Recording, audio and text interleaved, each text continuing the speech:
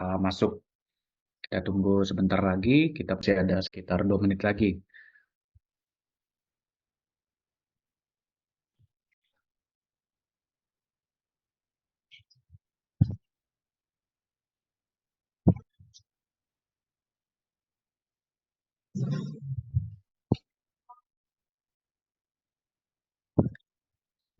Sekedar informasi Bata, 2 minggu ke depan kita libur, alani pesta olok-olok banding 3 tempat, kesibukan olok-olok. Karena itu nanti kita bergabung kapan perangnya? Tanggal 20 berapa ya? Di minggu akhir dia. Sore libur. Karena bulan olok-olok ya, mungkin sibuk pokoknya legan, Zoom panitia, persiapan pokoknya legan ya. Tanggal 23, Pak. 23 ya. Tanggal 23 kita kembali bergabung ya. Ya, sudah bersama kita Ibu Pendeta Jenny. Horas, Inang, Pendeta. Ras, betul.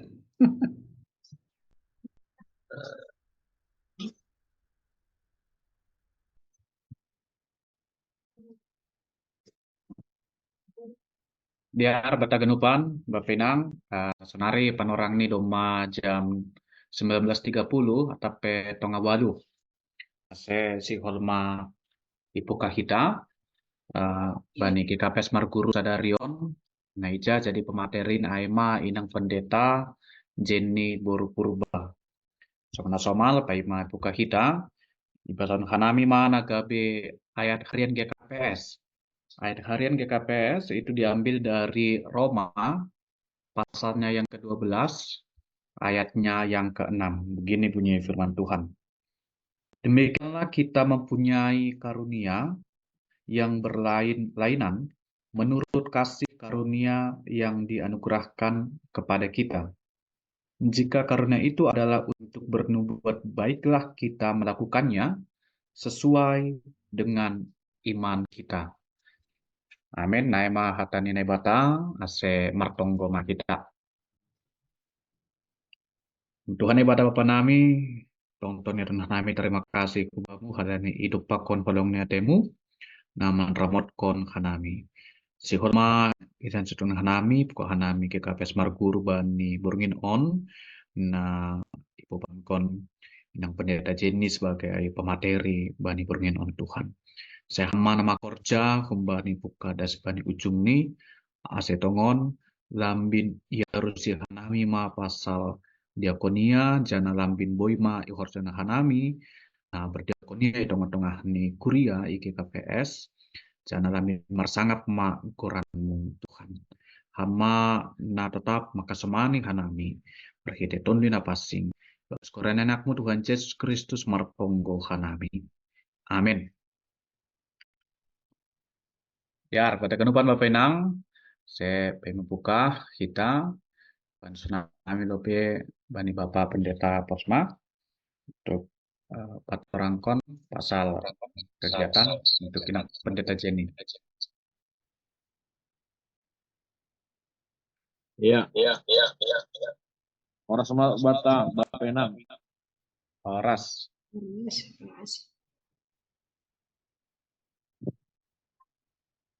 Malah suhur bornginon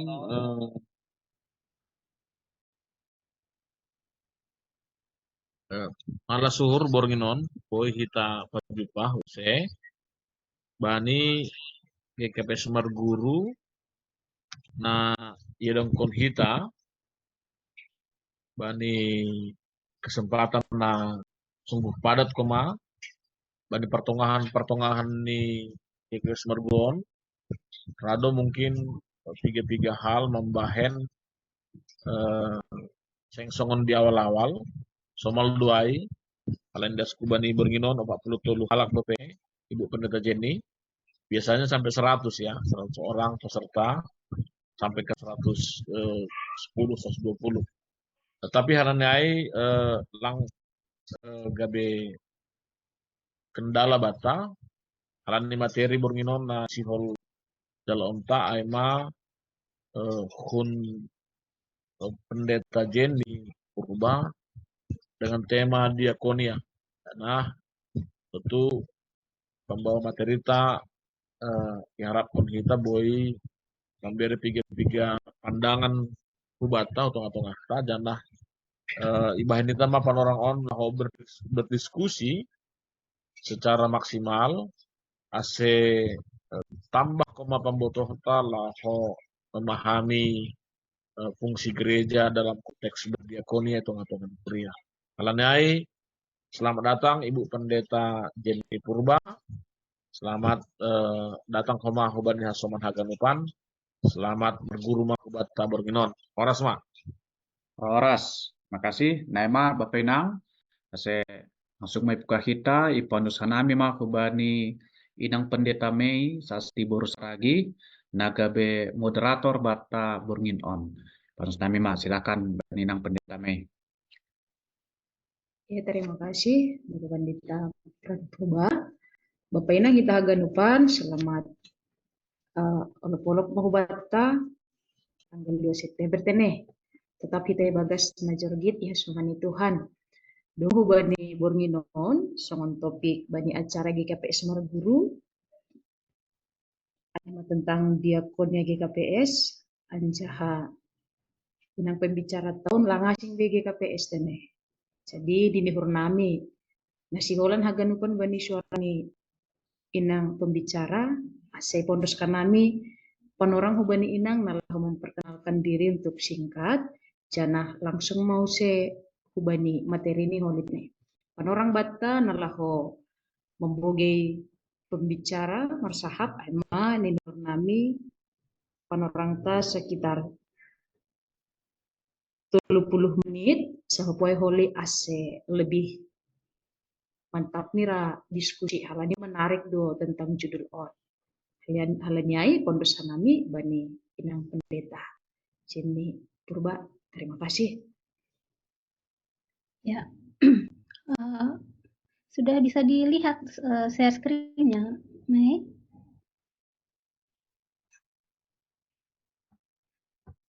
Sudah, Kak. Jenang, Oke, sekarang cek dulu bentar ya.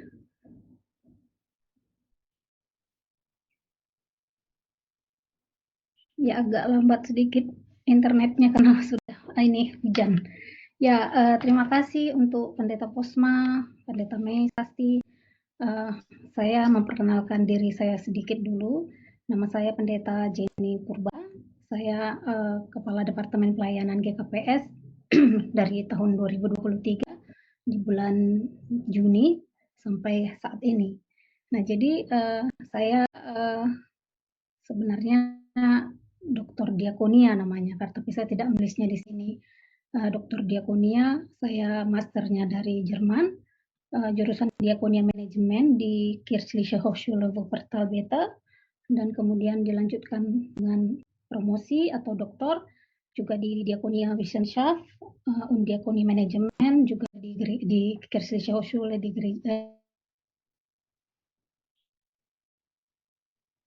lulus setelah banyak pergumulan. Semua tahu pergumulan saya ketika itu mama saya meninggal ya ke corona gitu, tapi Tuhan begitu baik saya bisa lulus tepat waktu. Ya, jadi itu dalam dalam bidang yang saya tekuni, saya sangat fokus ke ekonomi dan etik dan banyak hal yang lain lagi, tapi saya fokus kepada etika, ekonomi, dan ekologi.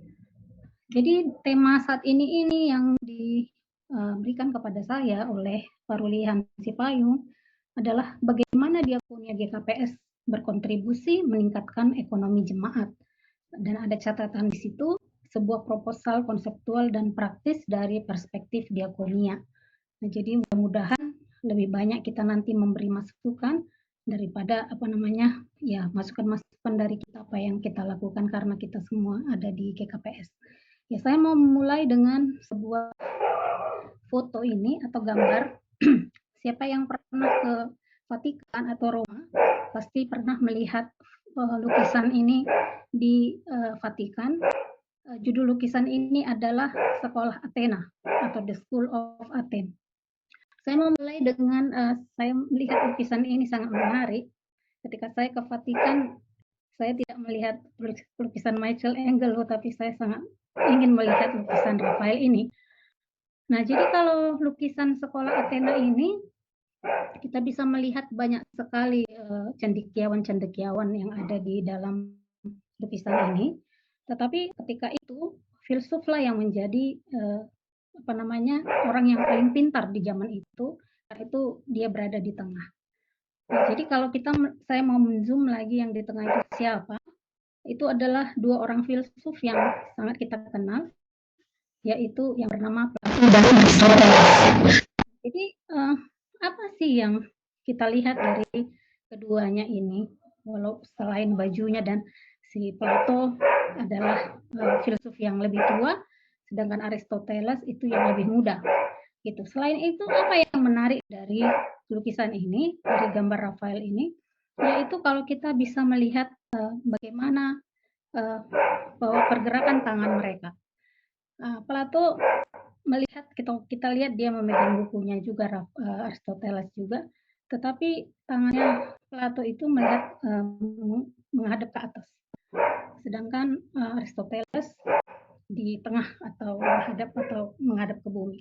Yang mau kita lihat di sini, pertanyaan-pertanyaan filsuf Barat adalah di mana sebenarnya yang lebih penting itu, dunia ide ataukah praksis? Apakah budi pekerti manusia ini yang perlu, atau pertanyaan-pertanyaan bagaimana menjadi manusia yang beretika? Saya tidak mau membawa kita pada perdebatan yang mana yang harus kita ikuti, tapi saya mencoba untuk menggabungkan kedua kompas etika ini. Seperti Plato, memang dia membahas ide-ide spiritual seperti kebenaran, keindahan, keadilan, itu semua dimulai dari hal di atas kepala kita, sedangkan kalau Aristoteles lebih membumi. Tapi saya mau membawa ini ke dalam diskusi kita tentang di dalam manajemen atau dalam perusahaan, sekarang lebih dikenal bahwa semua operasi atau operatif yang ada di baik dalam institusi-institusi itu dimulai dari yang namanya normatif, tidak di operatif gitu. Strategi itu berada di tengah. Apa artinya ini?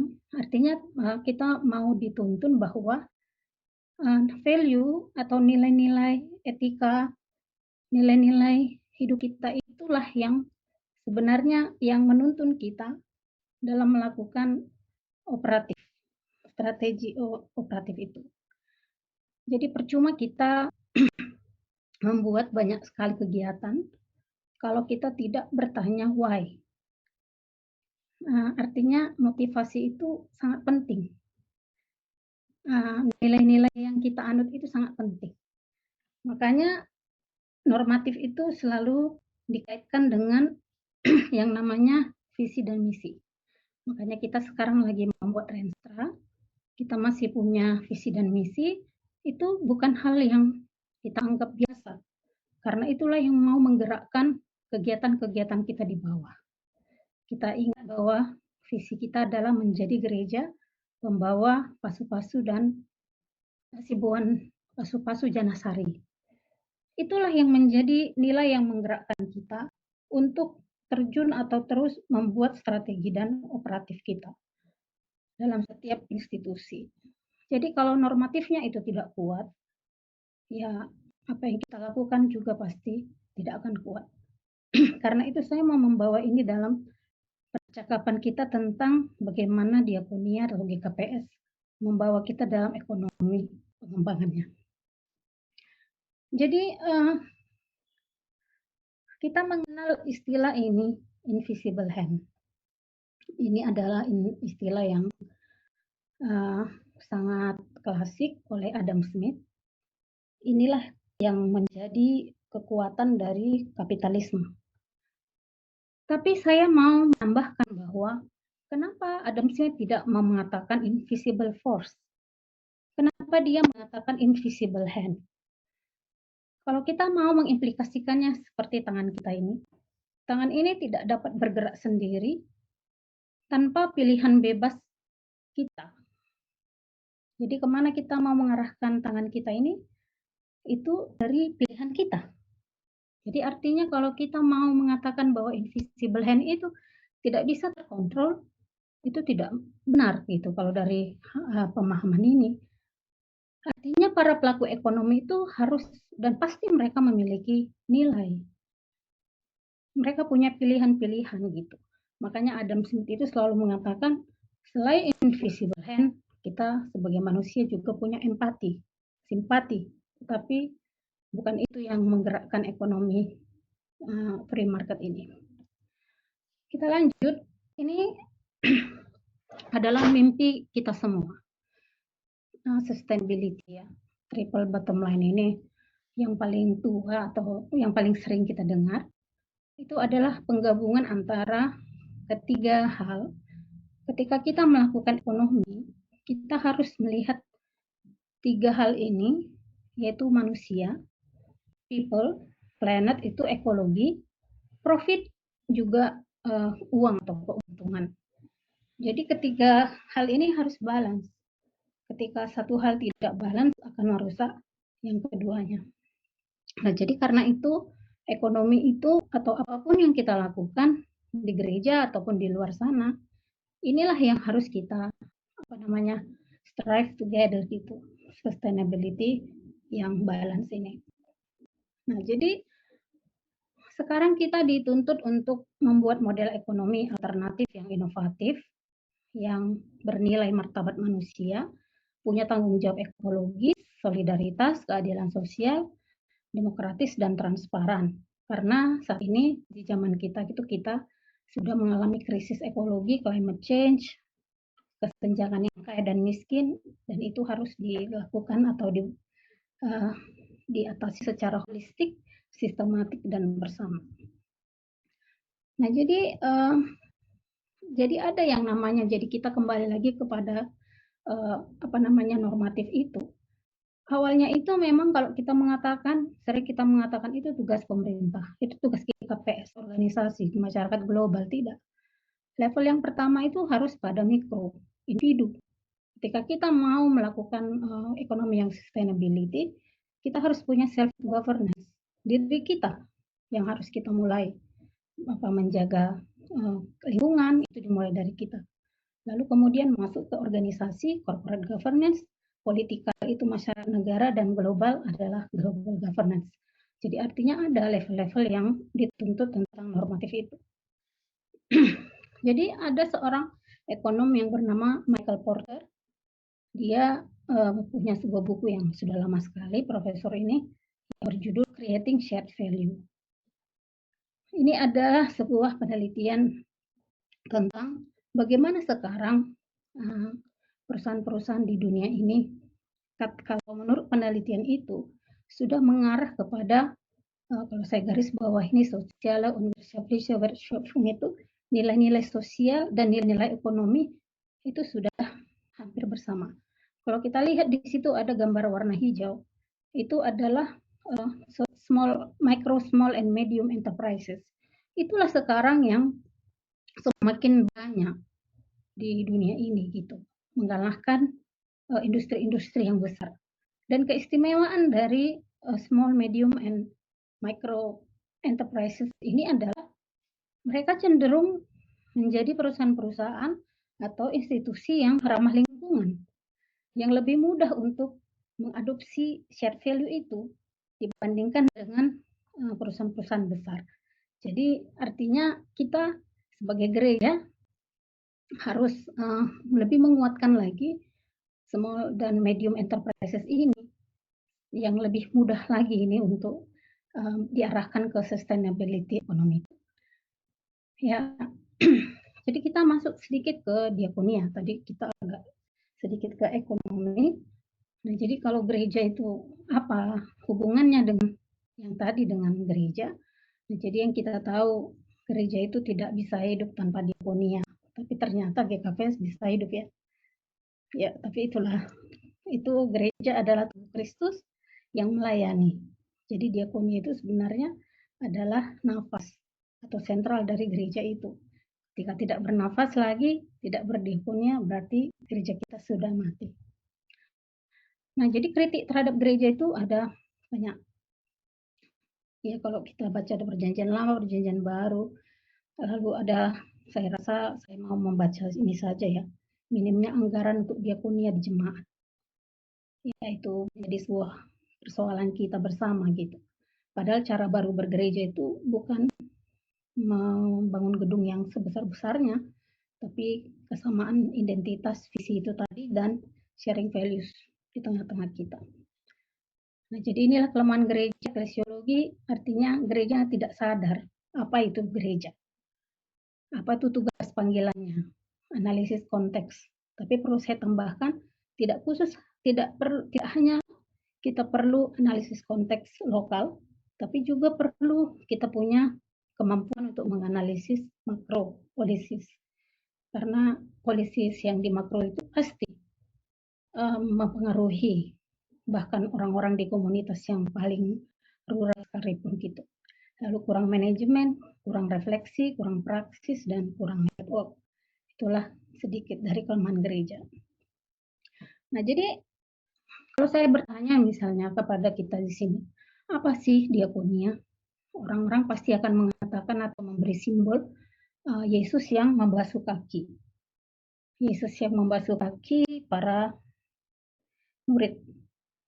Tetapi menurut saya diakonia itu bukan semata-mata pelayanan yang lembut dan rendah hati atau membasuh kaki itu, humble service.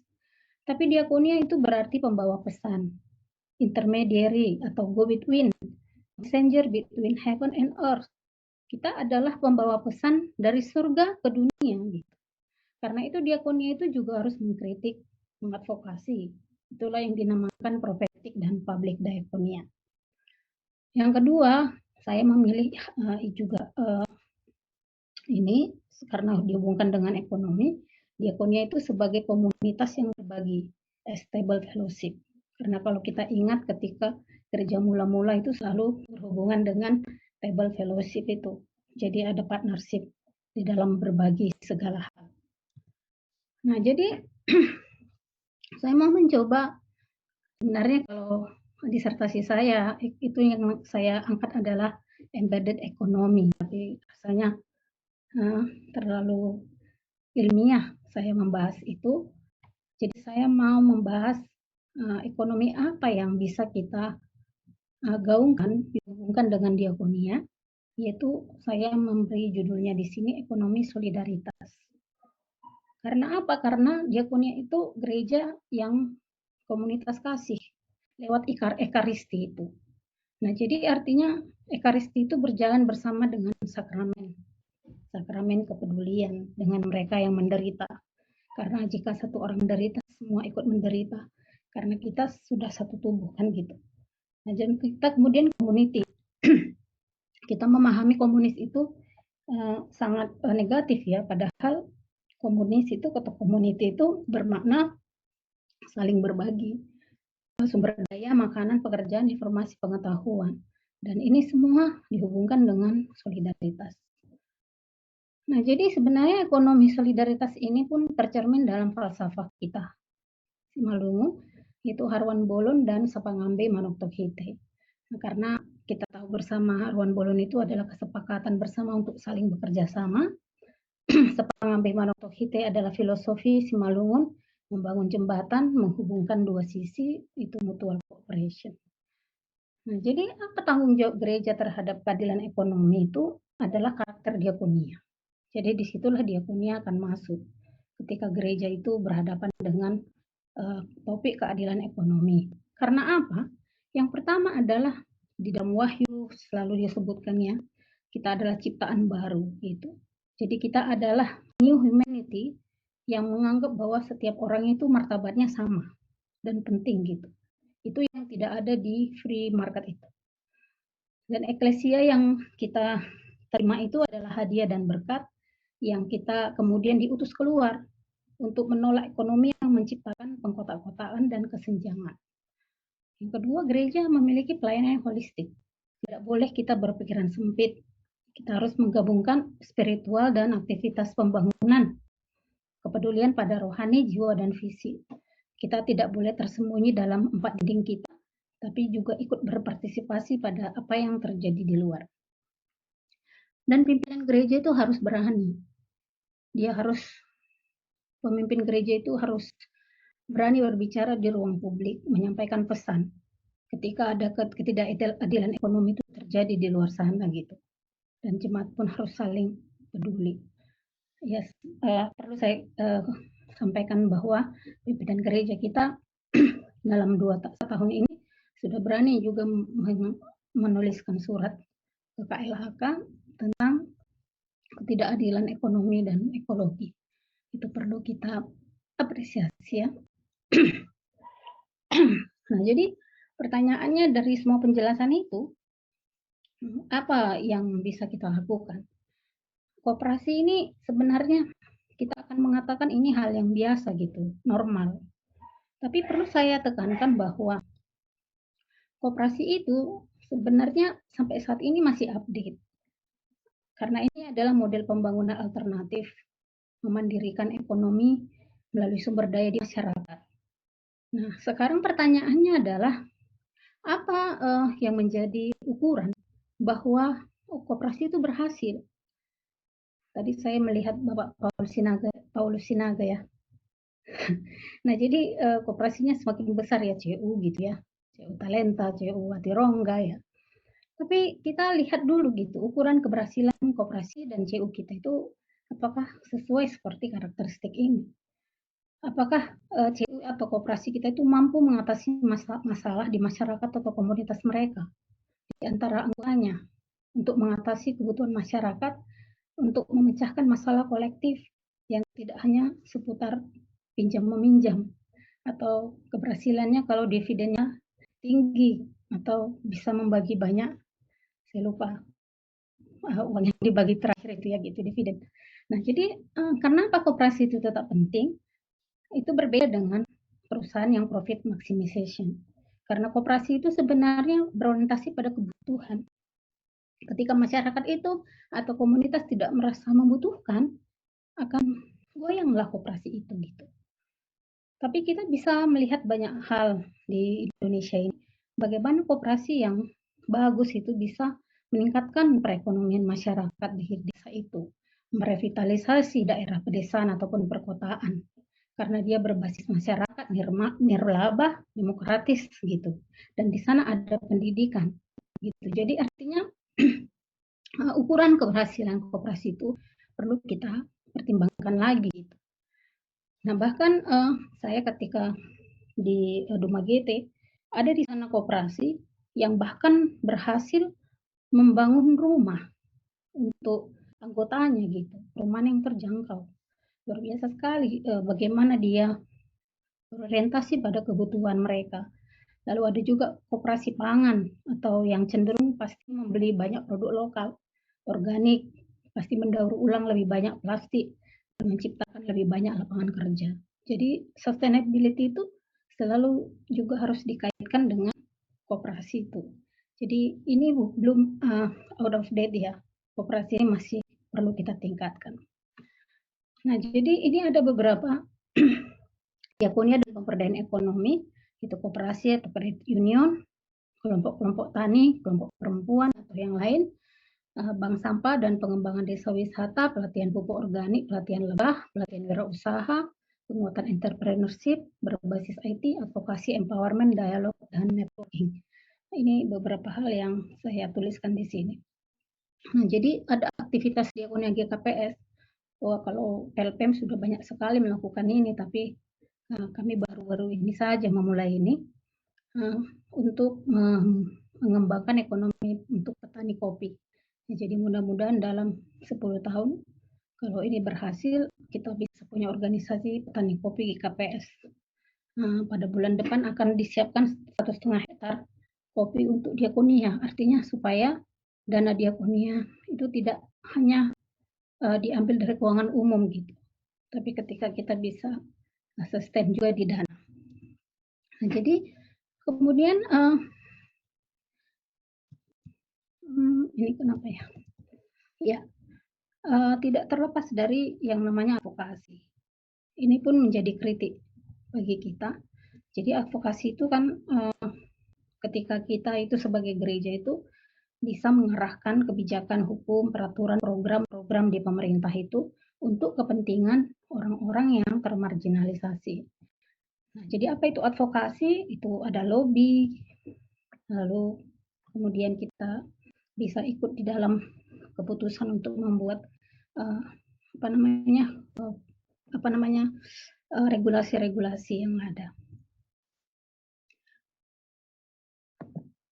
Lalu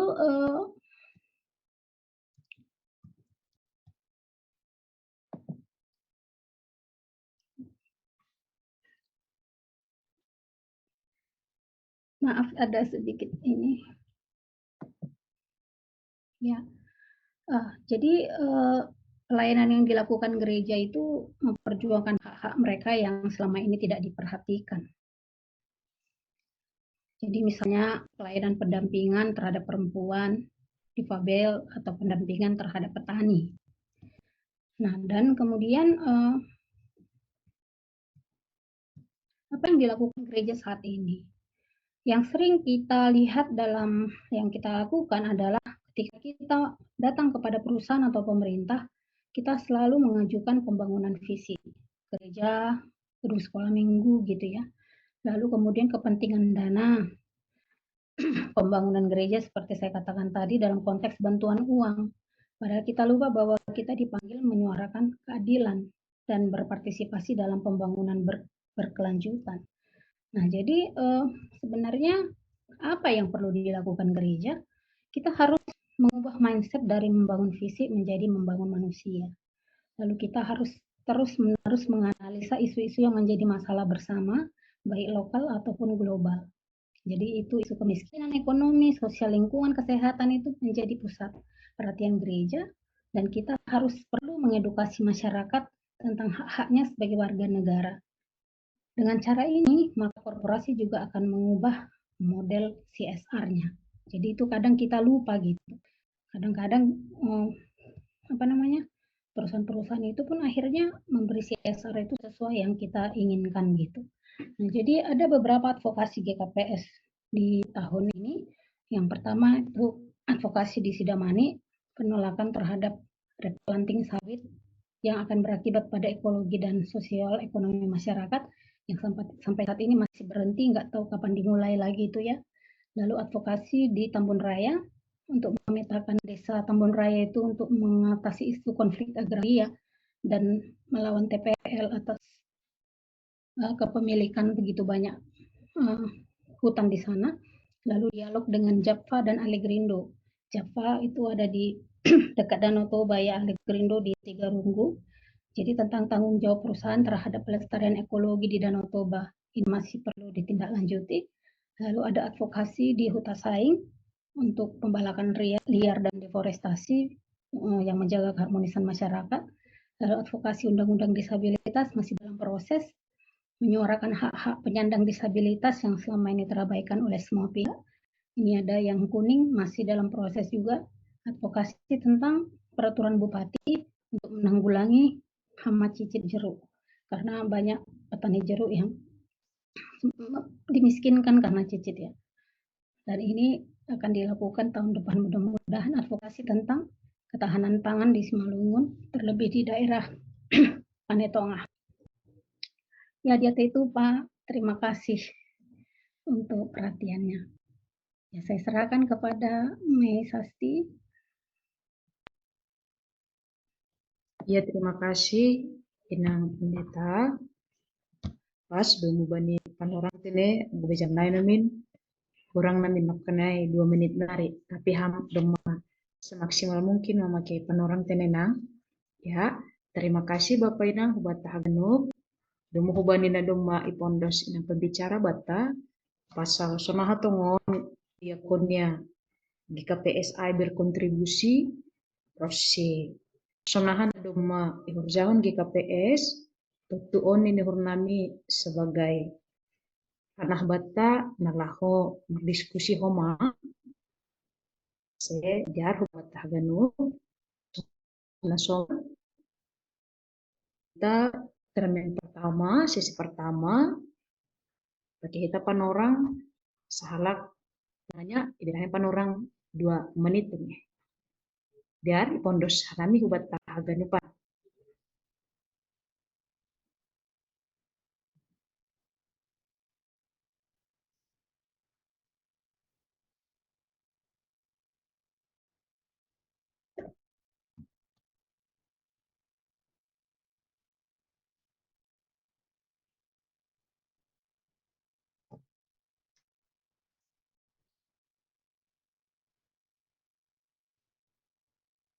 Ya, di pondosan kami hubani Andre Vincent Sinaga, nakar lobby, ya sembari pemahon legan, pondosan kami hubani Kambuto.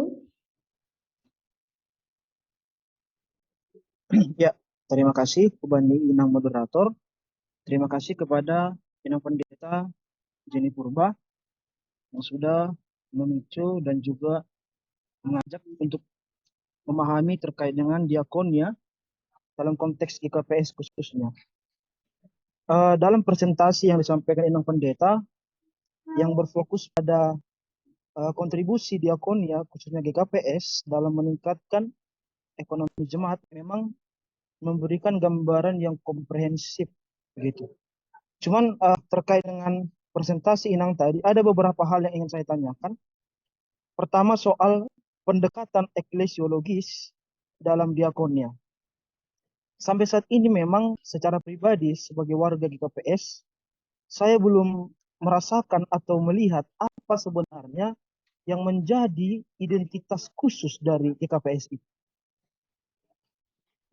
Mungkin kalau kita telisik dalam gereja-gereja yang lain, misalnya gereja A itu orientasinya misalnya ke penginjilan, gereja B diakonia, gereja C misalnya ke persekutuannya begitu. Jadi saya memang melihat soal diakonia GKPS ini, sejauh saya sebagai warga GKPS, akhir-akhir ini memang wujud nyata dari diakonia itu saya lihat masih kurang berkembang sampai ke akar rumput begitu. Memang beberapa waktu lalu saya lihat upaya dari Departemen Pelayanan sudah membuat seperti buletin dan ini sangat bagus saya rasa dalam hal literasi untuk menginformasikan bahwa diakonia GKPS sudah berjalan semaksimal mungkin gitu. Nah, terkait dengan pendekatan eklesiologis dalam diakonia tadi Ibu Pendeta mengatakan, Inang Pendeta, gereja bisa hidup tanpa gedung, tetapi tanpa diakonia gereja mati. Satu sisi memang istilah ini benar, tapi sisi lain saya melihat justru selain diakonia, kesaksian atau Injil itu adalah juga jantung gereja begitu. Kadang orang memahami bahwa diakonia itu sama dengan misi gereja seperti yang sampaikan tadi. Cuman sejauh yang saya pelajari, bagaimana kira-kira pemahaman yang benar? Apakah memang diakonia itu adalah termasuk dalam penginjilan dalam gereja? Dan bagaimana kita bisa membedakan kegiatan diakonia dan juga aktivisme sosial semata? Gitu. Jadi sekarang banyak kita misalnya membantu orang miskin, nama balu, yang membutuhkan begitu. Cuman bagaimana kita bisa mengetahui bahwa itu adalah aksi diakonia yang memang betul-betul bernandaskan kasih. Apa bedanya itu dengan tanggung jawab sosial gitu? Itu pertama. Lalu kedua, yaitu soal pengembangan kapasitas internal. Tadi ada Inang sampaikan dalam presentasi, misalnya dalam pengembangan koperasi dan juga pelatihan entrepreneurship misalnya. Ini memang sangat penting dalam pengembangan diakonia, khususnya di GKPS. Cuman pertanyaan saya, bagaimana kira-kira GKPS itu dapat memastikan bahwa program ini bukan hanya sekedar pelatihan teknis, tapi juga ada upaya pengembangan karakter para atau spiritualitas begitu para peserta. Karena menurut saya tidak akan ada diakonia yang berjalan semaksimal mungkin atau yang berjalan bernandaskan kasih kalau spiritualitas seseorang itu tidak berbuah begitu. Jangan-jangan nanti apa yang kita lakukan itu hanya sekedar aktivitas sosial. Apa bedanya kita dengan orang yang non-Kristen? Nah, pertanyaan terakhir terkait begini, Nang. Saya sejauh ini saya tidak tahu apakah anggota siasat gereja, khususnya GKPS, berhak juga menerima pelayanan atau aksi diakonia yang diberikan oleh gereja. Sebenarnya tadi Inang Pendeta mengatakan bahwa gereja itu adalah tubuh Kristus, satu dalam Kristus atau satu perjamuan. Tidak ada yang tinggi, tidak ada yang rendah, sama semua begitu. Nah, tapi ada beberapa saya lihat memang misalnya anggota siasat tidak boleh ikut perjamuan kudus. Gitu. Nah, itu kan sudah beda lagi konteksnya. Cuman saya bertanya, apakah anggota siasat itu berhak menerima aksi diakonia yang dilakukan GKPS sejauh ini? Bagaimana kira-kira GKPS memandang hal itu? Terima kasih, Nang. Oke, terima kasih Bani Betul Vincent Sinaga. Oke, Pondok Sananyu saya Bani Bapak Sintua Paulus Sinaga teneh. Maaf Bapak Inang anggo ikurannya nami ukuran teneh. Tadi ya Pondok Sanami Bapak. Ya, terima kasih Mbak sebagai moderator nampilan orang Hubani kami. Terima kasih Mbak Hubani, Ibu Pendeta, Dokter Pendeta Jenny Rosi Purba.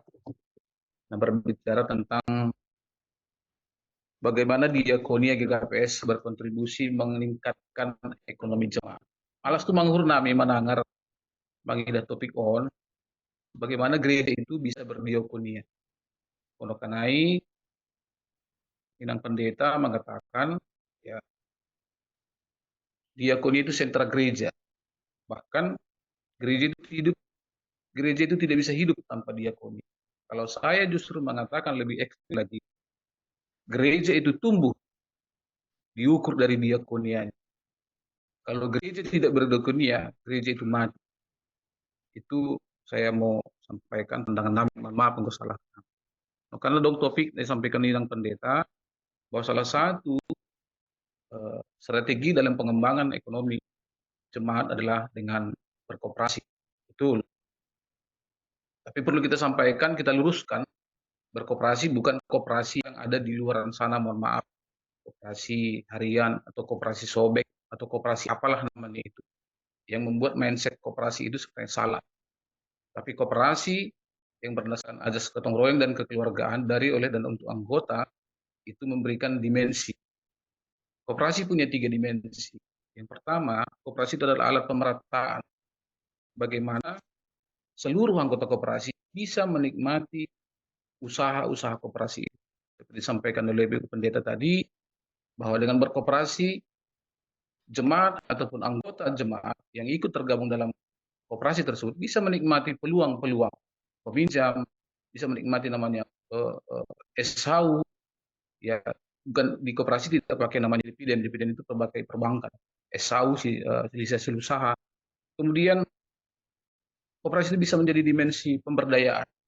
Bagaimana seluruh anggota jemaat yang tergabung dalam kooperasi itu bisa diberdayakan sesuai dengan talenta dan potensi masing-masing. Dimensi yang kedua adalah kooperasi sebagai alat profesionalisme dan pengolahan bisnis. Dengan adanya kooperasi, apa yang menjadi sumber daya di dalam masyarakat itu, baik dari sektor pertanian, modal, baik dalam skill, kemampuan, keahlian, bahkan peralatan, bisa dipakai. Sehingga seluruh anggota kooperasi itu berpotensi untuk mengolah pengolahan bisnis dalam sebuah usaha kooperasi. Nah, patologi dimensi yang ketiga, kooperasi adalah sebagai alat penyalur ide, kreativitas, dan inovasi.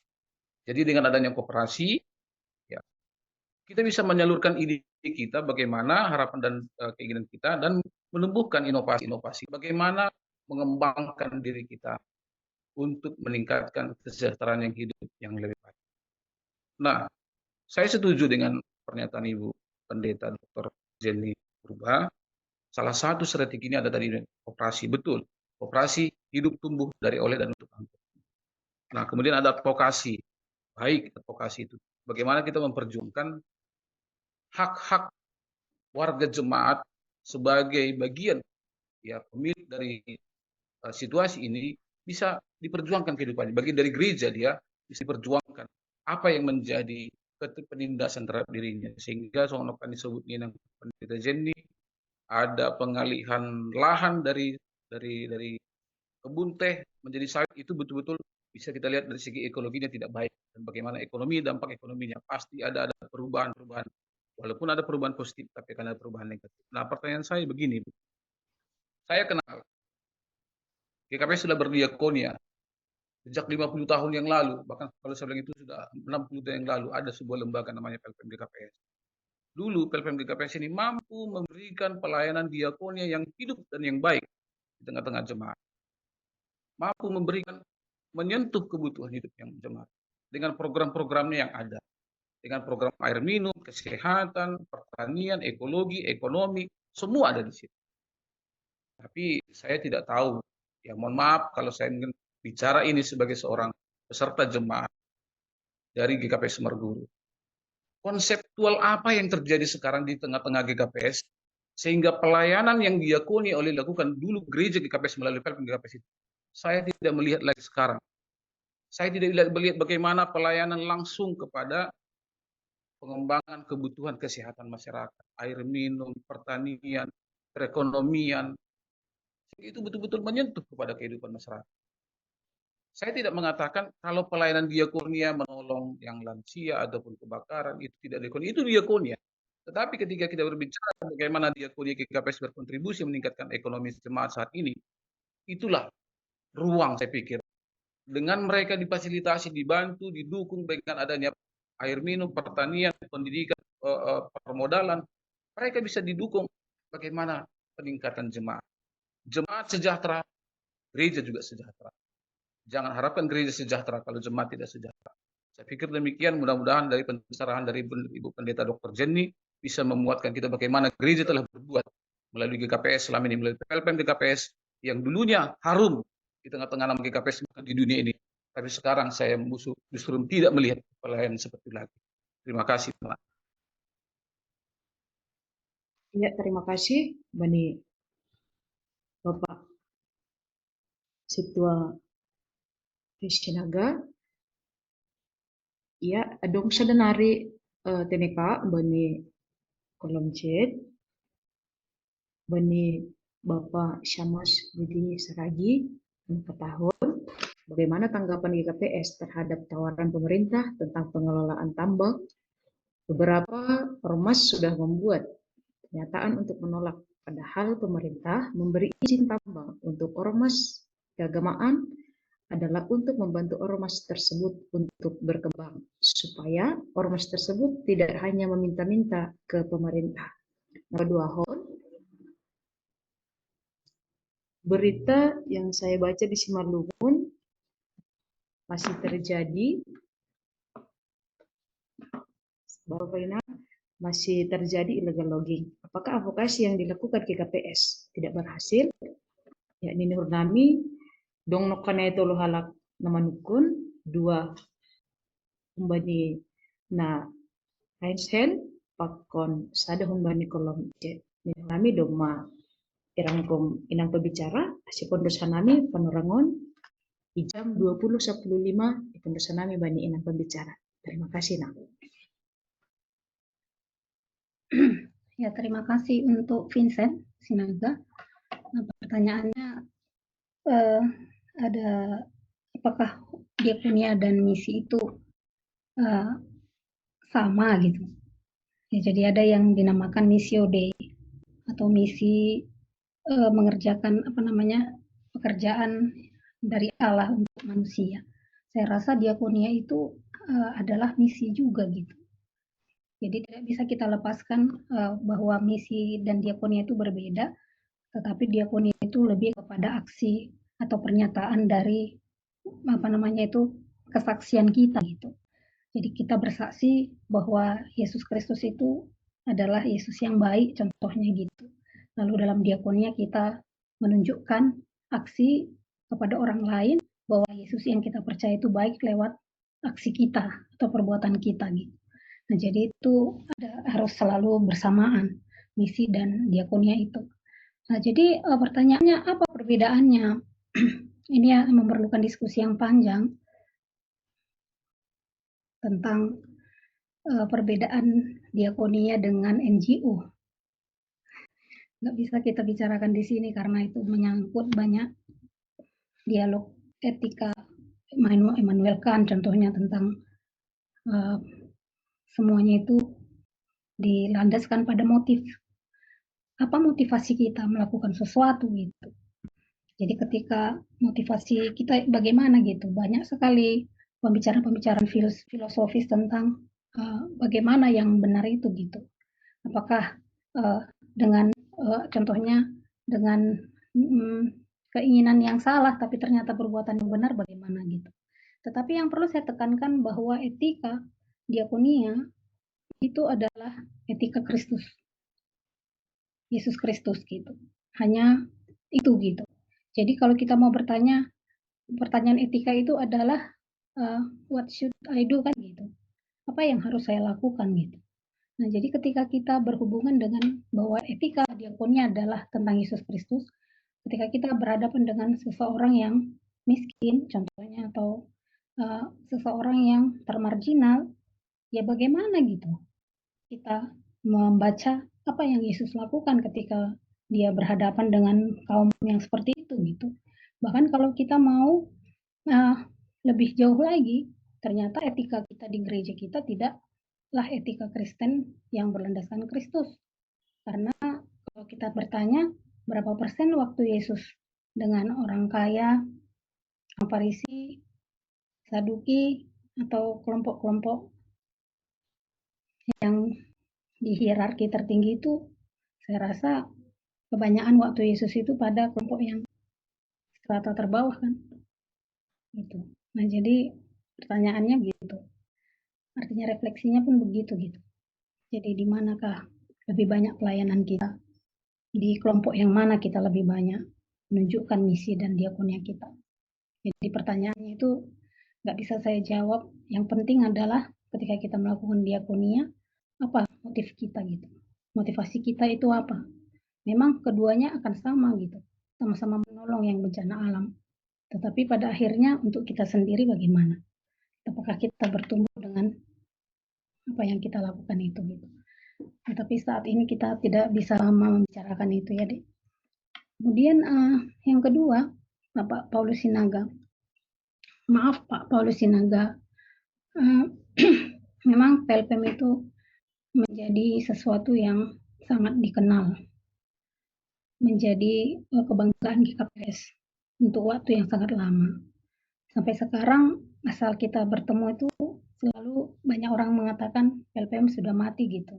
Jadi ternyata ada banyak perubahan-perubahan yang kita tidak sadari. Dulu PLPM itu kan bidangnya unit dengan hampir 50 karyawan ya atau pegawai. Sekarang PLPM itu adalah bidang di bawah Departemen Diakonia yang hanya punya 2 pendeta. Itu jadi dari segi sumber daya manusia pun bisa kita bandingkan. Yang kedua, PLPM itu saya ingat mendapatkan banyak sekali bantuan donor. Walaupun saya tidak mau mengatakan hanya itu, karena PLPM itu sangat kuat dalam koperasinya ketika itu, community development. Jadi tidak hanya mengharapkan bantuan donor, tapi masyarakat juga membayar untuk pembangunan air minum itu gitu. Pertanyaannya adalah, maaf kalau saya salah untuk menyatakan pendapat saya, tapi kesalahan kita di GKPS adalah, dan begitu banyak diakonia-diakonia gereja lain, kita seringkali ke donor oriented itu gitu. Padahal gereja kita itu kaya gitu. Karena solidaritas itu belum dibangun. Itu prinsip satu tubuh itu belum dibangun gitu. Jadi ketika donornya itu tidak ada lagi meninggalkan kita, nggak bisa kita melakukan itu. Jadi pernah saya menghitung gitu untuk ketika kami ke suku anak dalam. Di sana tidak ada air minum. Dan biaya yang dibutuhkan untuk 24 kepala keluarga itu 120 juta gitu. Bagaimana, dari mana mengambil uang itu gitu. Kalau dari keuangan umum tidak mungkin gitu. Sedangkan donor pun sudah tidak mau lagi memberikan kalau tidak seksi aktivitasnya atau programnya gitu. Nah, jadi yang paling penting kita lakukan sekarang adalah bagaimana kita kembali menggugah rasa solidaritas antara sesama GKPS ini gitu. Dan saya merasa itu pekerjaan rumah yang sangat berat. Karena menurut pemikiran saya, diakonia di jemaat itu masih belum kuat. Jadi kalau saya baca program resort, di situ ditulis bidang diakonia, di bawahnya itu ditulis apa? Dalam tahun ini pelayan sudah memakai pakaian seragam pelayan. Selama tahun ini pelayan sudah mengajar sekolah minggu gitu. Padahal itu di bawah suplayanan. Jadi artinya itulah kenyataannya gitu. Bisa saya katakan bahwa itu juga terhubung pada akademis. Karena di dalam sekolah-sekolah pendeta tidak ada pelajaran khusus untuk diakonia. Yang ada mungkin sosial atau apa yang saya nggak tahu.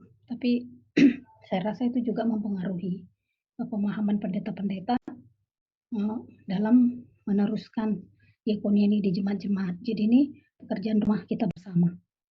Nah, kemudian yang kedua, tawaran pemerintah terhadap tambang. Seperti saya katakan tadi, tidak cukup kita melihat lokal, tapi makropolisis yang dibikin oleh negara kita. Kami belum membahas tentang ini gitu. Tapi yang saya lihat secara pribadi, tambang di Indonesia ini tidak sustainable. Semua tambang, kalau saya mau bertanya, tambang mana yang menghargai buruh dan ekologi? Gitu. Misalnya tadi pemerintah memberikan tawaran untuk pengembangan kopi gitu. Pastilah semua gereja mengambil itu. Nah, tetapi ketika dibuktikan bahwa tambang itu seperti di Sidikalang itu membuat banyak sekali polusi, bagaimana kita bisa melihat itu dengan baik itu. Tapi ini pun belum pernah kami bicarakan secara detail tentang tawaran ini gitu. Apakah ada sesuatu di balik tawaran pemerintah ini? Dan siapa yang diuntungkan gitu. Nah, jadi yang namanya investment itu pun gereja, yang namanya ini kalau dalam bahasa ilmiah itu public private partnership. Nah, jadi PPP ini, public partnership ini, private partnership ini pun perlu dikaji. Untuk keuntungan siapa ini lebih banyak gitu. Jadi kalau itu memang kalau gereja itu untuk keuntungan banyak orang yang termarginal, ya oke, kita lakukan gitu. Tapi ini lebih sering tidak ya. Nah, illegal logging, ya terakhir informasi dari teman-teman di Huta Saing itu sudah berhenti dan sudah diangkat somel dan alat-alat penebangannya gitu. Tapi misalnya pun Bapak Ibu tahu ada tempat lain yang melakukan illegal logging, tolong hubungi kami supaya kita bisa bersama-sama mengadvokasinya. Demikian, dan juga tadi Pak Paulus bagus sekali juga komentarnya tentang koperasi. Ya, koperasi itu dikembalikanlah pemaknaannya gitu. Jadi kelompok tani, koperasi itu dikembalikan makna-maknanya. Ya, terima kasih. Semoga bisa membantu.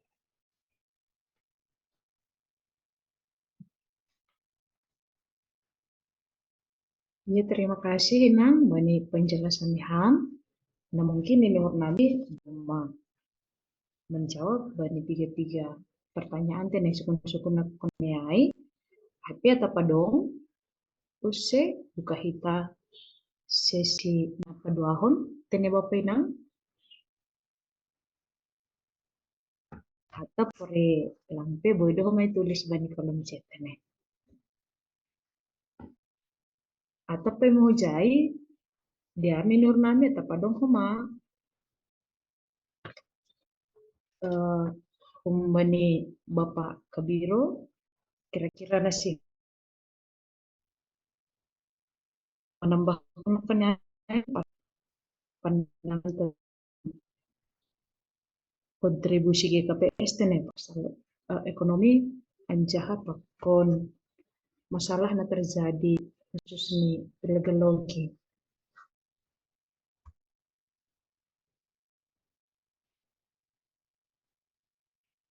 Oh ya mungkin satu kinari tenenang bani bapak kabiro rasi bapak natulis bapak Parulian Sipayung dong rumah masuk di kolom chat mau bani Ada satu pertanyaan ini ke pendeta ya dari bisa nami bani Inang Prahangir Duri.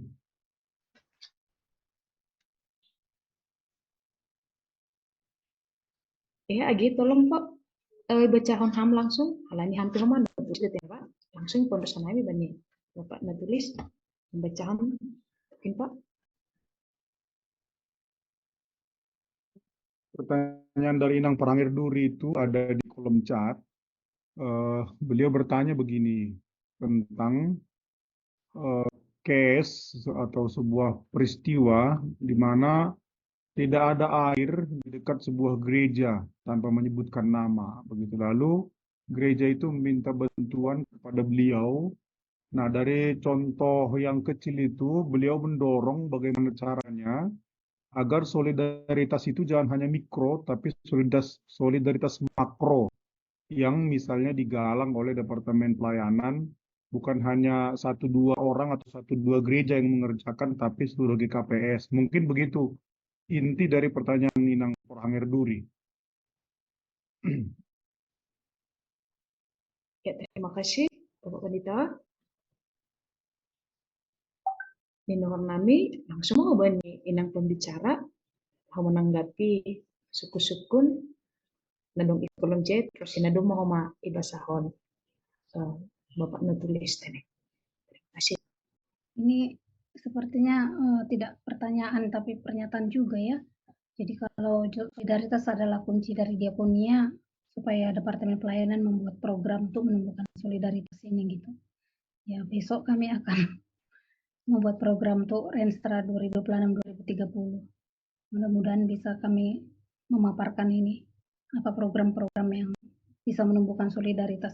Tapi yang pasti untuk menumbuhkan solidaritas dimulailah dengan apa namanya di pemahaman bersama gitu bahwa kita itu adalah satu tubuh yang sama-sama kalau satu menderita yang lain menderita gitu. Itu yang saya rasa belum menjadi satu bagian yang sama gitu. Jadi sama seperti ada beberapa tahun lalu di ABGKPS, saya lupa tahun berapa itu. Jadi di ABGKPS itu ada di satu tempat itu perjalanan wisata sesi Inang ini ke Thailand, lalu dibuka halaman yang lain itu Prahangir Lokung mengambil batu dari sungai untuk membangun gereja di AB. Ya, jadi pertanyaannya sederhana sekali sebenarnya. Menjadi gereja yang ugahari itu juga adalah solidaritas. Artinya kalau bisanya nggak jalan-jalan ke Thailand gitu. Jadi karena itu kita mau mengembangkan yang namanya partnership antara gereja kota dan desa. Itu sudah akan kita programkan juga. Contohnya gereja yang di desa itu sekarang sedang menggalakkan yang namanya pelatihan pupuk organik. Karena pupuk kimia itu sangat mahal. Sehingga ketika mereka menggunakan pupuk organik, biaya produksi akan menurun. Tapi mereka membutuhkan banyak sekali mesin-mesinnya untuk mengolah pupuk itu. Jadi ketika kita bisa menggabungkan partnership antara contohnya gereja kaya di kota dengan gereja yang di rural area yang petani itu gitu dalam mengembangkan pertanian mereka, itu adalah salah satu program solidaritas yang akan kita rencanakan salah satunya, sehingga seperti yang di AB itu tidak lagi terulang. Ya itulah mungkin jawabannya Pendeta Mei. Ya terima kasih Nang. Ya adong usia hormatin Nang untuk pertanyaan. Oh on seperti ini masukan donai bani inang situa Dr. Randa Junari berubah solok asin di rumah Renstra ratine sepakati nangai ase anggaran melalui Departemen Pelayanan Domo Bani meningkatkan diakonnya ditingkatkan sehingga semakin berkontribusi GKPS sama untuk hadir bahkan membantu kebutuhan jemaat. Ya, terima kasih Nang Malasur. Terima kasih Bani masukan Inang. Ya, ijam nami Bapak Inang panoranta adong opetene sekitar 10-20 menit nari. Ini 1 sampai 20:00 kita tene. Dengar nami adong pe bapan orang mungkin adalah umat diskusi atau padong homa wise sukun-sukun humbata ase melalui juntaon ya ini nami pori pelang marsukun boy homa memberi masukan atau adong homa kira-kira nasi hol ibain hita khusus nih untuk lebih lagi meningkatkan kemajuan tengah-tengah ini pengidangion sebagai tengah-tengah ini GKPS tatene.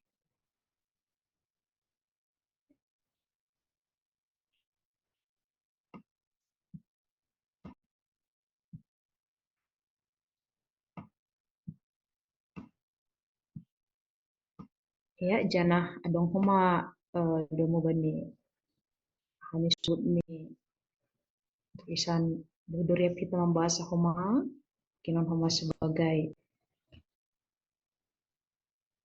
ya masukan obat tagan pan bermulai tulisannya Bapak Pendeta Parulian Sipayung ya kekayaan 2 orang kakak beradik pemilik BCA setara dengan kekayaan 10 juta penduduk Indonesia sebanding dengan 10 kali jumlah penduduk Singalungun. Bayangkan ketimpangan ekonomi ini gambaran sistem ketidakadilan ekonomi. Jadi orang menjadi miskin bukan karena malas tapi kan miskin oleh sistem pemikiran atau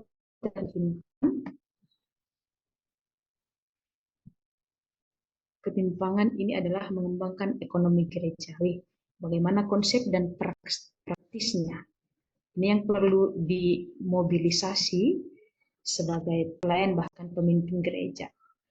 Nah, nama sebagai masukan penenang, Bapak Nang, Bapak Hagalipan, ya, bukan disingat-singat nih, anami biro di Homa, saya ulang lupa kita mengisi terhadir tene.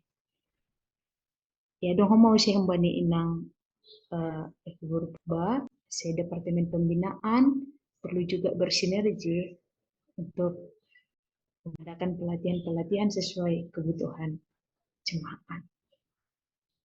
Ya, sama tanggapan di Hamna, gimana yang pembicara? Didahan nami, pembani kita haganupan, sepertinya tidak. Itu ada satu nah. red. Coba.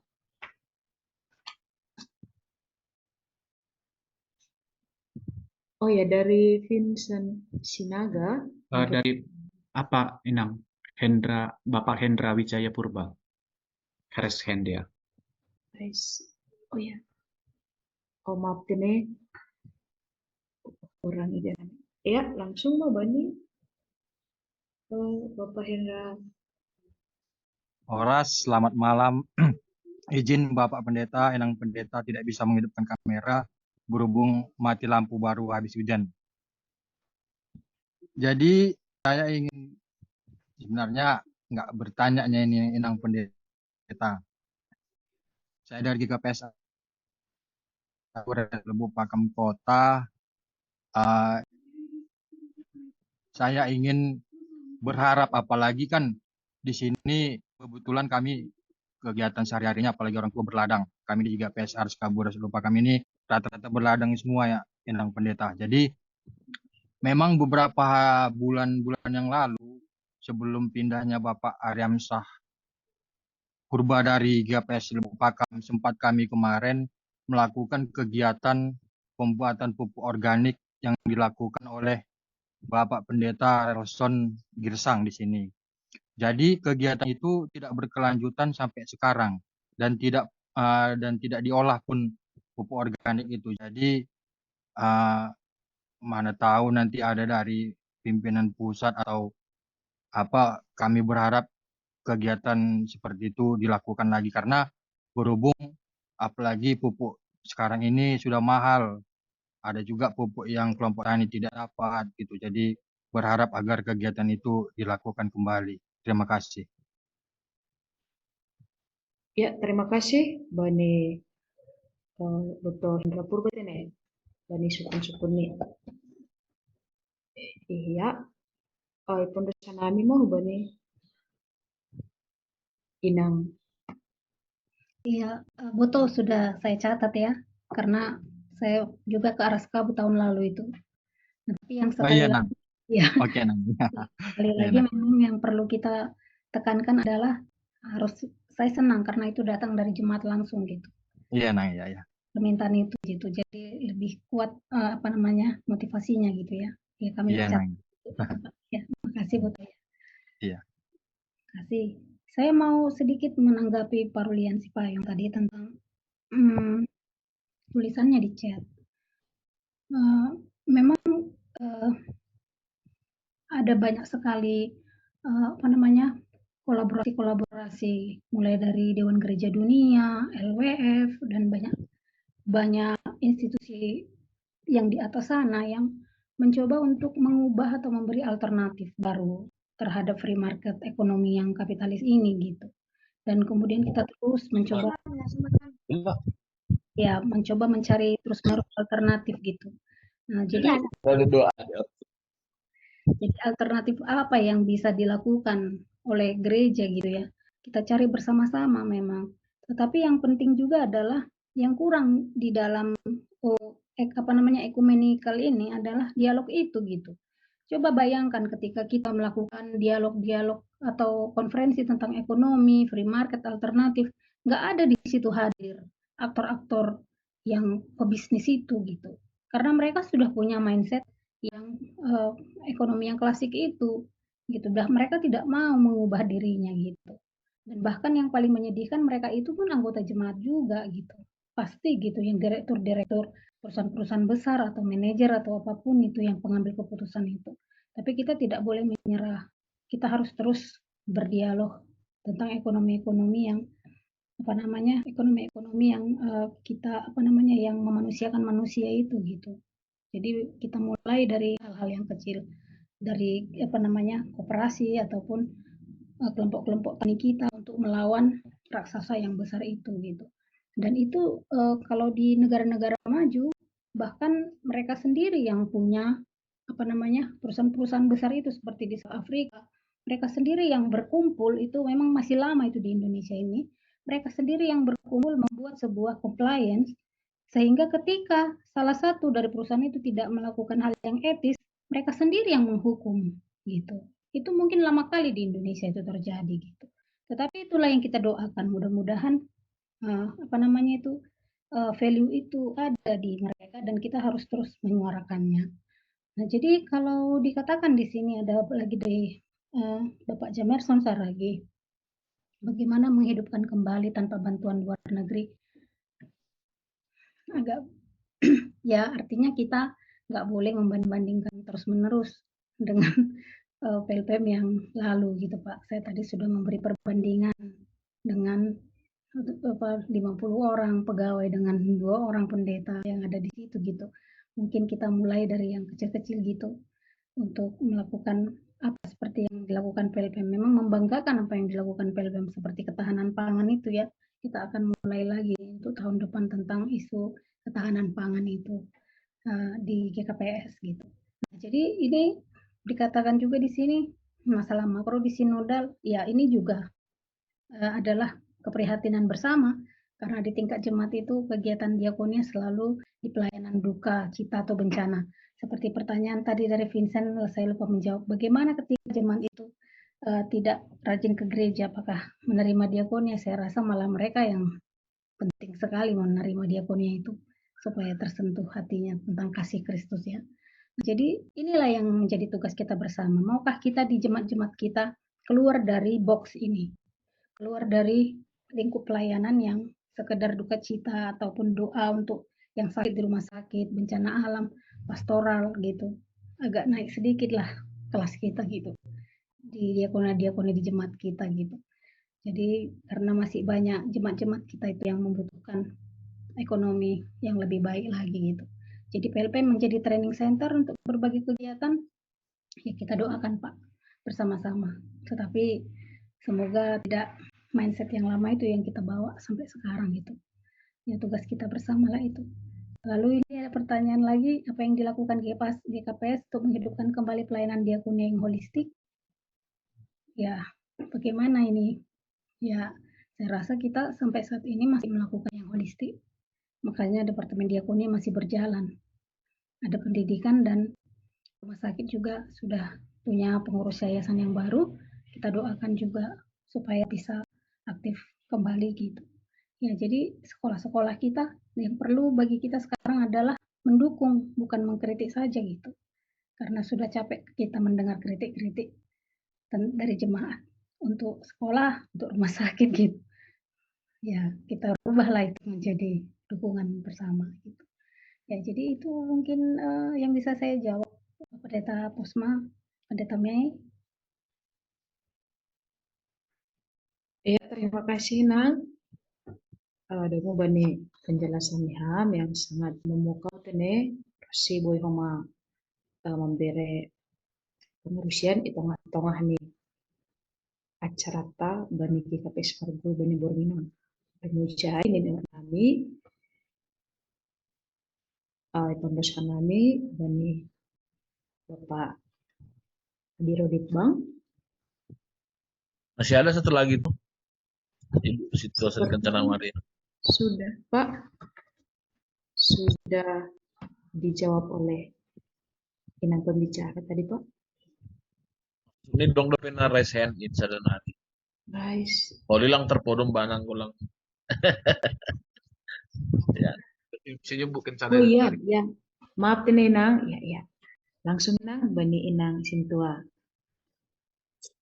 Yang rehan gitu sedekna. Ya, terima kasih Bani kesempatan Ibere. Mungkin topiknya topik GKPS Marguru malam ini kayaknya agak berat ya, Nang. Terima kasih juga buat Inang Pendeta yang sudah membawakan materi ini dengan sangat luar biasa. Tapi hasilnya mungkin sedikit yang memberi pertanyaan atau mungkin beberapa tanggapan. Mungkin anggo secara pribadi Hanami mungkin kurang mengarusi gak Ninang. Ya, jujur sebagai seorang jemaat terkadang definisi diakonia ini sering disalahartikan. Jadi anggo ibuan hitam kata-kata diakonia on hutung-hutungan jemaat, terkadang jemaat itu langsung mempersepsikan, oh mau memberi sesuatu lah itu, gitu. Oh lau petupuhon dana ai, gitu. Jadi ada banyak memang definisi atau referensi diakonia ini yang tidak sebenarnya dipahami oleh kita jemaat. Jadi mungkin anggo jemaat secara umum seperti di kota-kota mungkin paham mungkin. Tapi kita nggak tahu, ada jemaat mungkin yang nggak ngerti secara detail apa sebenarnya konsep diakonia ini gitu. Apalagi no kenai anggo ipaparhon ham materi-materi itu tadi, ya mungkin ada banyak mungkin orang nanti, karena ini kan materi ini nanti akan di-share juga di YouTube kan, Nang. Nanti bisa juga dilihat banyak orang. Jadi mungkin, ternyata ada ya seperti ini pelayanan diakonia. Tapi langi botoh, Nang, gitu ya. Ternyata nggak tahu. Contoh tadi yang Ham paparkan di slide ke-19, tadi sempat saya ulang-ulang juga. Contoh aktivitas diakonia GKPS untuk meningkatkan ekonomi. Jadi di situ contohnya tadi petani-petani kopi ya Nang ya. Nah, pertanyaannya mungkin khusus Humbani Ai, jadi nahahan nami nalang merjuma-juma kopi. aha benami diakonianya, kok mereka-mereka aja, ya bisa saja seperti itu Nang. Tanggapan jemaat ya, yang pertama. Jadi aku tertarik juga tadi di slide 19 itu.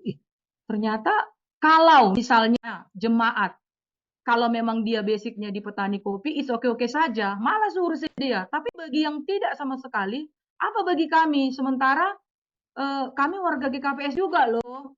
Aduh, nadas benami, apa yang sampai sama kami gitu. Jadi mungkin GKPS perlu untuk mengapa ya, menyampaikan ini secara nyata gitu, supaya sampai anggo songon secara Indonesia katanya dari Sabang sampai Merauke gitu nah. Tapi GKPS kan nggak ada di Papua sana kan. Nah, itu yang pertama nah. Kemudian yang kedua, seperti yang kami dengarkan juga tadi yang sudah Ham paparkan, bahasa mungkin Ham kan pasti sudah banyak lah pengalaman nih Ham tentang diakonia ini. Contohnya salah satu tadi tentang program-program seksi, program-program gereja, kadang nggak nyambung ya kadang. Jujur saya sendiri pernah menyusun program Langkuarusi. Nggak ngerti nah, kenapa? Mungkin ya itu tadi program yang kami anut, yang kami adopsi pun begitu. Nggak ngerti kami apa gitu. Songon hama nu kenai paparhunam kan, nggak nyambung dia. Memang benar ya diakonia kemana. Sementara diakonia ini harus sampai sebenarnya kan, harus dirasakan, harus nyata. Jadi nggak apa ya, nggak abu-abu gitu. Nggak kayak kebanyakan kita menulis di program ini kan, nah ase jenges dasa program ay begini begini begini begini. Tapi nggak tahu kita tujuannya kemana. Nah, yang terakhir Kanang, yang terakhir ini mungkin kerinduan kami juga, AC Hanami sebagai jemaat, sebagai pengurus-pengurus seksi mungkin kami bisa dipandu secara detail bagaimana sebenarnya cara menyusun program-program itu seperti yang Ham buat tadi. Karena tadi kalau dari materi yang Ham paparkan tadi, kami ingin tahu sebenarnya model seperti apanya model diakonia yang seperti apanya yang cocok untuk kita GKPS ini. Supaya jangan berhenti tengah jalan atau jalan di tempat atau hanya judul saja nah. Nggak sampai ke bawah gitu, nggak sampai ke jemaat. Jadi Halani Ham kan mungkin pasti saya yakin dan percaya Ham apa ya, banyaklah yang sudah Ham dapat. Jadi mungkin pada kesempatan ini bisalah Ham bagikan melalui forum GKPS Marguru ini. Terima kasih Nang.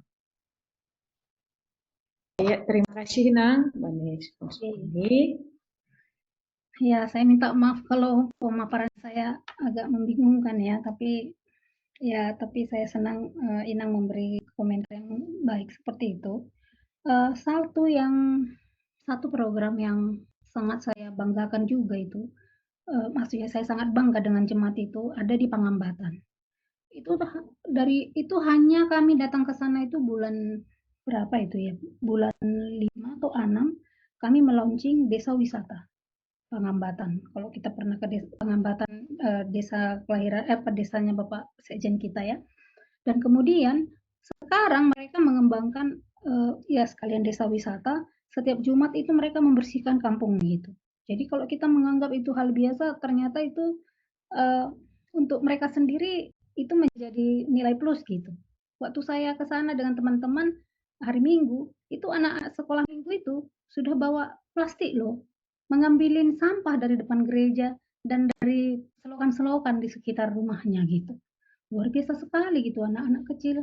Sekolah Minggu sudah hanya beberapa kali pertemuan kita ke sana. Yang mereka sekarang kerjakan adalah bank sampah. Dan bank sampah ini kita kerjasama dengan GBKP. Nah, jadi bank sampah ini menurut GBKP itu, dari satu bank sampah itu bisa menghasilkan sekitar, kalau misalnya banyak dia, bisa menghasilkan 300 juta. Hanya dari, sampah plastik setiap rumah tangga. Dan sekarang, bank sampah kita yang di Pangambatan itu, mereka juga sudah mulai mengambil sampah yang ada di sekolah-sekolah terdekat. Nah, jadi artinya ditransfer juga gitu. Makanya yang namanya creating shared value itu mereka dapat profitnya di situ dan juga dapat ekologinya di situ gitu. Nah, jadi apa namanya itu hal-hal apa namanya mereka bawa sampahnya ke gereja, kemudian ditimbang. Bahkan HGBKP itu mereka akan membuat sofa dari sampah gitu. Dan sekarang mereka lagi mengembangkan, sekarang kan sudah mulai mahal lagi, saya dengar lagi Pertalite, premi apa Pertama kan gitu. Sekarang mereka mengembangkan dari sampah plastik itu solar untuk dipakai untuk mobil. Nah, jadi kita bayangkanlah itu dari hal yang seperti itu. Jadi artinya Nang, kalau misalnya GKP Sudirman, nggak ada petani kopi, tapi sampah kan ada. Gitu. Kemana mau dibuang itu? Kita kan sangat ngeri nengok Pematang Siantar sekarang itu, kotornya minta ampun sekarang kota ini kan. Apalagi kalau kita pergi ke Tanjung Pinggir itu, setiap hari semakin tinggi sampah di sana gitu. Jadi itu membutuhkan juga perhatian kita. Maukah kita juga melaksanakan hal yang sama seperti yang di Pangambatan itu gitu. Dan kemudian yang kedua, kita juga sering membandingkan dengan kenapa Diakonia GBKP itu sangat maju. Ketika saya bicara dengan Modramennya, kalau saya tidak salah, mereka mengatakan 40% dari galangan, semua. Galangan wanita, pertungguan, semuanya, itu ke diakonia. Jadi makanya pantaslah mereka itu bisa punya diakonia yang begitu luar biasa kan gitu. Ya kalau kita tengok program di KPS, berapa ratus juta lah untuk diakonia gitu. Dalam 1 tahun gitu contohnya, tapi itu pun kita sudah sangat bersyukur kan gitu ya. Nah, jadi artinya karena itu basis diakonia sekali lagi itu bukan di sinodal. Basis diakonia yang sebenarnya itu ada di jemaat-jemaat. Karena jemaat itulah yang langsung berhubungan dengan apa namanya itu masyarakat dan kebutuhan-kebutuhan dan persoalan yang ada di sekitarnya. Jadi nggak bisa disamakan. Bagaimana melakukan diakonia di Saribudolo, di Sudirman, di Satianegara itu nggak bisa sama. Tadi Bapak itu tadi mengatakan yang dari Lubuk Pakam, kami petani sawah katanya. Itu beda kebutuhan petani sawah itu dengan petani kopi contohnya gitu. Nah, jadi tapi ya begitu bagaimana gereja-gereja itu bisa apa namanya menemukan diakonia mereka masing-masing di luar dari yang diakonia yang konservatif itu. Ya, jadi itu mungkin ya. Sekarang GBKP mereka mengirimkan 3 pendetanya malah untuk belajar tentang pupuk organik ke Israel. Ya, bagaimana kita membandingkan itu dengan mereka kan gitu. 40% dari galangannya untuk diakonia kan. Apapun bisa dilakukan karena dan juga mereka mendapatkan uang dari apa namanya itu BPR-nya juga gitu untuk diakonia. Tapi kita tidak perlu patah semangat. Ya, jadi setiap jemaat-jemaat yang hadir di GKP Smart Guru ini ya kiranya memikirkan itu. Kita sudah punya yang namanya SAMAS yang diperuntukkan khusus untuk pekerjaan diakonia itu. Janganlah tugas SAMAS itu lagi agenda gitu. Dirubahlah mindsetnya itu gitu. Ya, jadi itu mungkin Inang Sri, terima kasih untuk komentar Inang yang baik.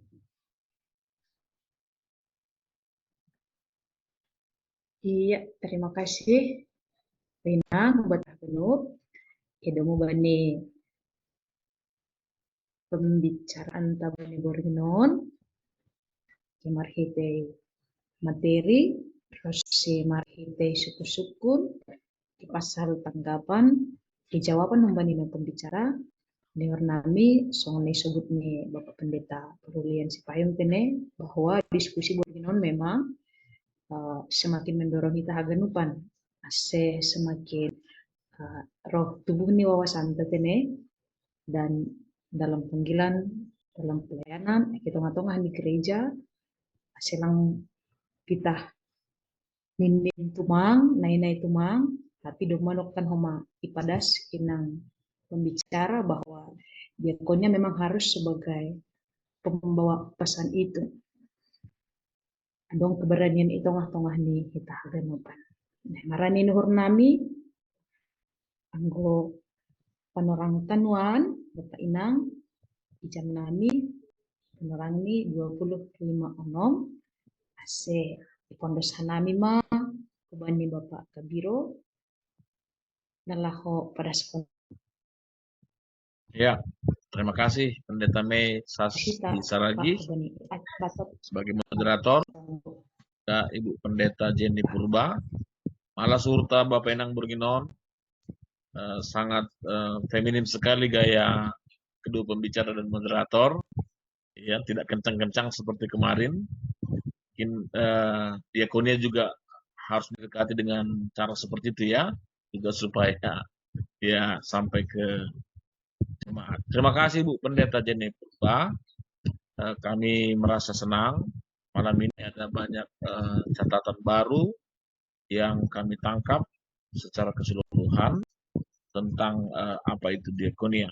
Untuk menutup sesi ini, kami mau berikan kepada Porhanger Emri Lingga untuk menyampaikan ucapan terima kasih kita, Pak.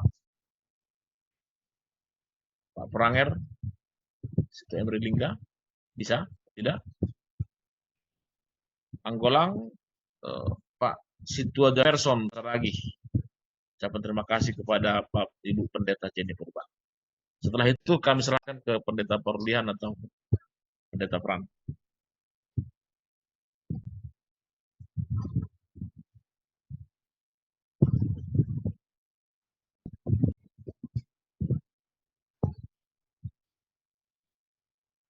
Nanti mengguluh mic nih Pak.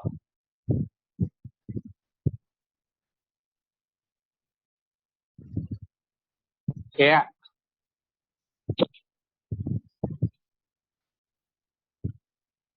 Ya, terima kasih.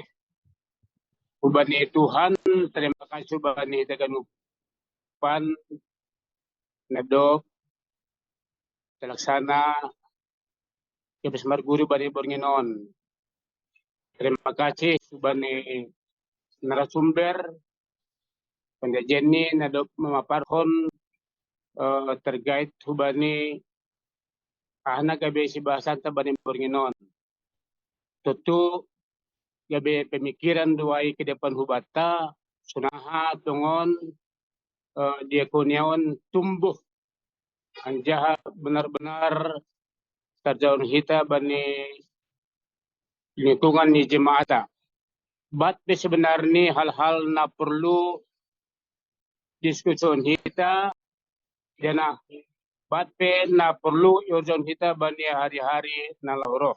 Tentu on tada masukan mau bataganupan bagaimana ke depan kita bertumbuh kembali berdiakonia di masing-masing gereja TBI. Nari terima kasih bani Pendeta Jenny Nadok maparhon bani Hitaganupan Sunaima. Terima kasih Mak. Terima kasih. Ya, Pran, silakan. Baik, terima kasih Bapak Enang. Sonari masuk kita bani acara mangihut adalah undian supaya kami serahkan kepada Bang Mikael. Bang Wadi ada kegiatan, jadi Baik, kita kami undi. serahkan ke Cindy untuk mengundi siapa pemenang malam ini. Baik, Untuk sebentar ya Bapak mendapatkan Ibu. dua buah buku ya. Ya, Ya. Pembicara nggak usah ikut ya. jadi sudah kelihatan layarnya? Belum. Oke, sudah. Sudah. Ini sesuai daftar hadir yang dari Google Form ya Bapak Ibu. Jadi kita spin.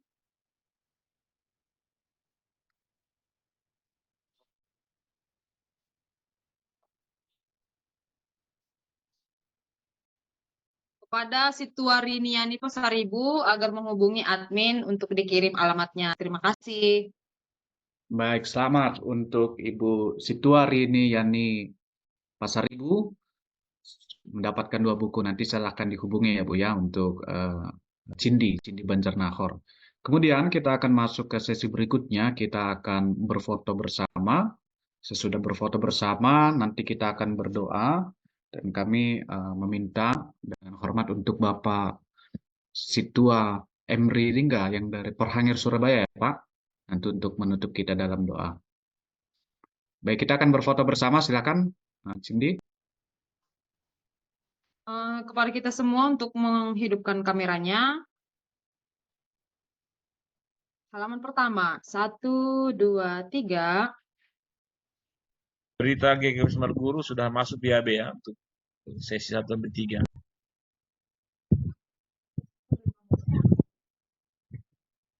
Yang kedua.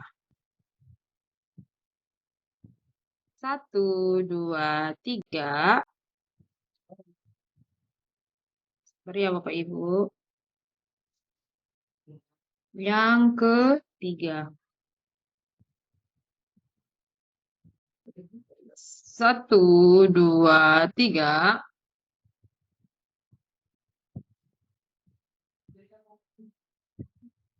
Dan yang terakhir.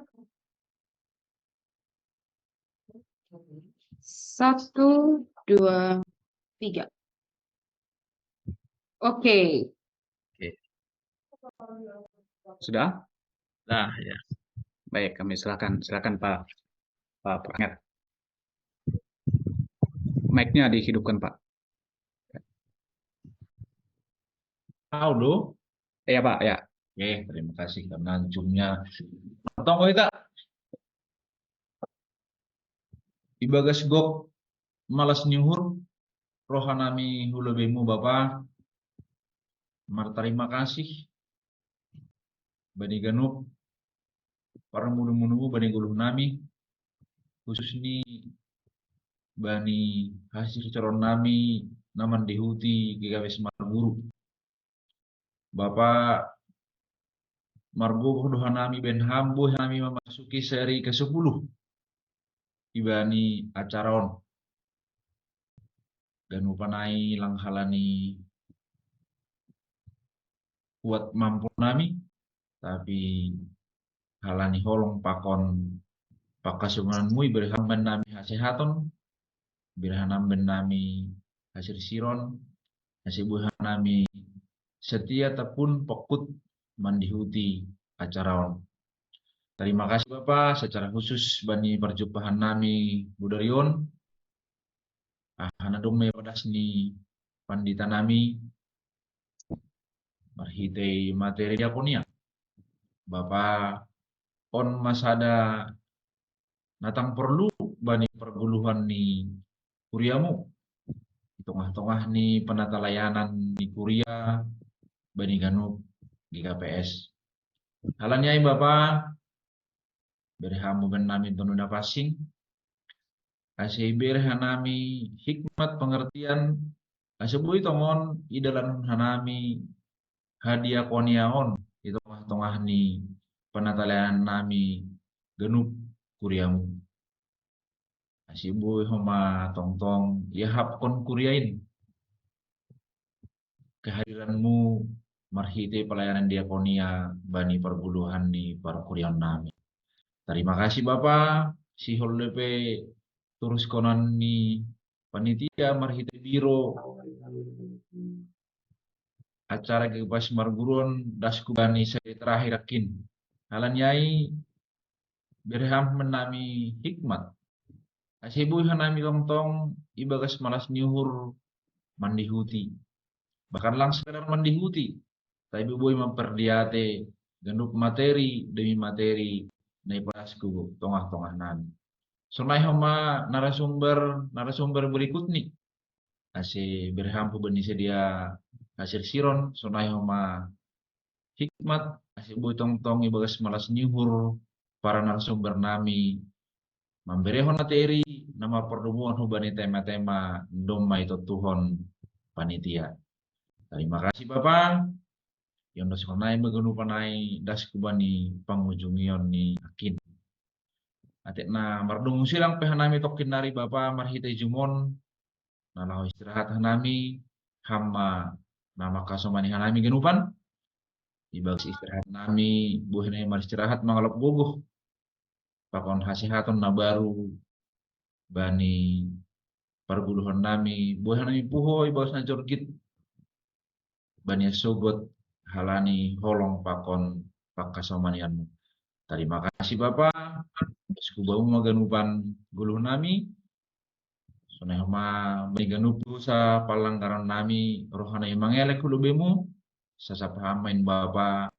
Asetalup hanami roh lobe-lobemu.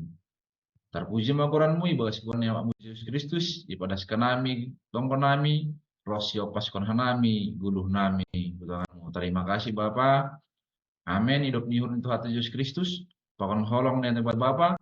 Apa persoalan itu nia pasing maka somani hita rosi sadokah nih dokah nih. Amin.